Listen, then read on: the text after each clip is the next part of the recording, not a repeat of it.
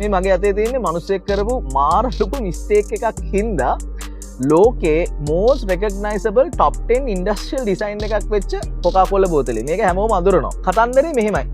1886 දී තමයි මේ Coca-Cola කියන ෆෝමියුලා එක හදන්නේ. ෆෝමියුලා එක හදන්නේ ප්‍රධාන ingredients දෙකකින්. Coca කියන ලීව් එකෙනුයි Cola කියන නට් එකෙනුයි.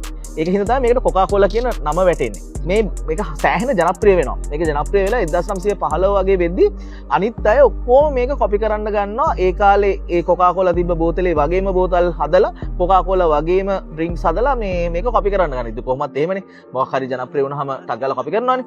ඉතින් Coca-Cola කම්පැනි එකට ඕන වෙනවා යුනික් ඩිසයින් එක බෝතලයක් ඩිසයින් කරන්න. ඒක හින්දා 1915 දී ඒගොල්ලෝ නේෂන් වයිඩ් කම්පිටිෂන් එකක් තියෙනවා. කැමති නම් ඩිසයින් කරලා අපිට දෙන්න කියලා අපි ඒක ගන්නම් කියලා. ඉතින් මේකට රූට්ස් ග්ලාස් කියලා කම්පැනි එකක් ඇප්ලයි කරනවා. ඒ රූට් ග්ලාස් කියන කම්පැනි එකේ එර්ල් ඩීන් කියන ඩිසයිනර්ට දෙනවා මේක ඩිසයින් කරන්න කියලා. ඒ කම්පැනි එක මේ කම්පිටිෂන් එකට දානවා. දැන් ඉන්ටර්නෙට් එහෙම නැහැනේ ඒ කාලේ. ඉතින් ඒකින්ද එයා යනවා මේ පැත්තේ තිබ්බ ලෝකල් ලයිබ්‍රරි එකට. එයාට ඕන වෙන්නේ මේ කෝලා නට් එක විදිහට මේක ඩිසයින් කරන්න. මේ බෝතලේ ඩිසයින් කරන්න. එයා ගිහිල්ලා බලනවා මේ ලයිබ්‍රරි එකේ. එයාට මේ කෝලා නට් කියන එක හොයාගන්න බැරි වෙනවා. ඉතින් එයා හිතනවා මේ කෝලා නට් කියලා කියන්නේ මේ කොකෝවා නට් එක වෙන්නේ නැති කියලා. මේ කොකෝවා ගෙඩියක් විදිහට තමයි මේක ඇත්තටම ඩිසයින් කරන්නේ. ඒතකොට ඒ කාලේ ඇත්තටම මේ කොකෝවත් එක්ක කිසිම සම්බන්ධයක් නැහැ Coca-Cola. හැබැයි මේක තමයි ඇත්තටම මේ කම්පිටිෂන් එකෙන් දිනන්නේ.